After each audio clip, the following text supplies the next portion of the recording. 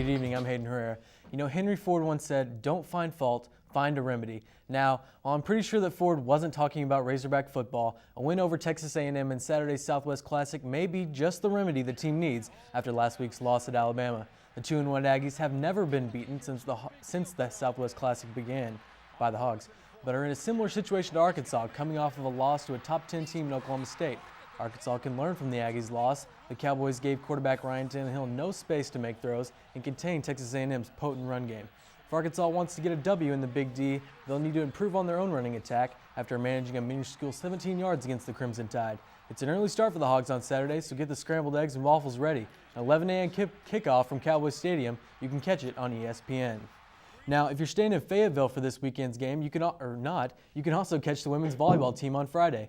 The 10-4 Razorbacks welcome the Kentucky Wildcats into Barnhill Arena tomorrow night. In the last meeting between the two, Kentucky defeated the Razorbacks in straight sets at Kentucky. Coach Robert Paliza says the Wildcats have had a tough non-conference schedule, but with a 12-3 record, already have more wins than they did last season when they managed only 2 wins. The match is 7 p.m. Friday at Barnhill Arena. To national news now, and do you remember the movie Little Big League? It was a 1994 kids movie about the owner of the Minnesota Twins who died and left his team to his 12-year-old grandson. Now, judging by the play of the Boston Red Sox recently, it looks like a 12-year-old's in control. With a 7-19 record in September, which saw their lead in the wild card go from 9-0, the club has less stability than Charlie Sheen. However, a win against the Orioles and a Tampa Bay loss against the Yankees would wipe their record clean and earn them a playoff spot. So to the highlights we go. Dustin Pedroia needing to be the spark that lights the Red Sox into October. 5th inning tie ball game. Putting the team on his back though. Solo shot to left, and the Sox take the lead. Things are going good for the Red Sox right here. But then here comes the rain. Gotta love that Maryland weather. An hour-and-a-half long delay. So we'd come back in the ninth. Jonathan Papelbon on the mound for the save. 1 strike away from survival. But Nolan Reimold comes to play spoiler. Ground rule double to center. Kyle Hudson scores to tie the game. The Red Sox cannot believe it, and frankly, their fans can't either. So the next batter up, Robert Andino, looking to play spoiler again.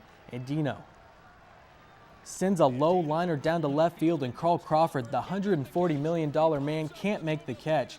Reinold beats the throw home, and the Orioles stick the dagger in Boston's heart. Minutes later, the Rays would win on a walk-off. Tampa, your wild card winner, and the Red Sox season is over. Now, if that wasn't heart-wrenching enough, the race for the NL wild card was just as tight. On September 6th, the Atlanta Braves had an 8.5-game lead over the St. Louis Cardinals, but just like Boston, anything that could go wrong did, and last night found themselves in a must-win situation against the Phillies. Now, the Cardinals beat the Houston Astros last night to guarantee at least a 1-game playoff should the Braves win. So it's win or go home for Atlanta. Let's get straight to the action. Chipper Jones giving his best William Wallace speech to get his teammates fired up. Bottom of the third now, tied at 1. Yeah, there's Chipper. Dan Uggla belts a 2-run shot to left off Cole Hamels. Scoring Martin Prado, they'll take the lead. It's 3-1 Braves. Let's go to the ninth now. Braves lead by 1, but the Phillies load the bases. Chase Utley, a sac fly ribby to left off Craig Krimble, scoring Pete Orr to tie the game. That would be it, though, so we go to extras to decide it. And the Phils finally break through in the 13th. Hunter Pence reaches on an infield RBI single. Brian Schneider scores. It's 4-3 Phils. Bottom 13 now. Last chance for the Braves. Their series depends on this. Freddie Freeman grounds into a game-ending 3-6-3 double play, and the Braves' postseason hopes are gone. The Cardinals are going to the playoffs. So a crazy night there, but the big news around here, Arkansas versus Texas A&M. Are you guys going to the game? No, I'm not. No. Who do you think's going to win?